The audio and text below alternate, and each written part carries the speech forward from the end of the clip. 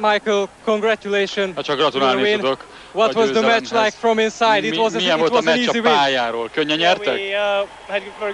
Hát nagyon jó játékosaink voltak egyrészt, másrészt pedig azt hiszem, hogy tényleg jó formában vagyunk. Minden játékosunk, mindenki végigfutotta a meccset. Erősebbek voltunk, de jó volt a meccs.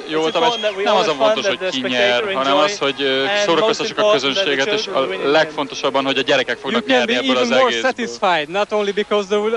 Boldog lehet nem csak azért, mert győztek, hanem azért, mert gólt is rúgott, nem úgy, mint tavaly. Hát persze, azt mondja, mindig örülök, hogyha gólt rúghatok, de nem az a lényeg, hogy hányat rúgok, hanem hogy nagyon jól éreztük magunkat. Hát az ilyenfajta rendezvények, ez a legjobb a sport és a jótékonyság keveréke, és azt mondja, hogy hát mindenki örült, itt a gyerekek, a közönség, mindenki. Vissza fog jönni jövőre? Persze, nagyon-nagyon nézek elébe boldogan annak, hogy visszajövök ide.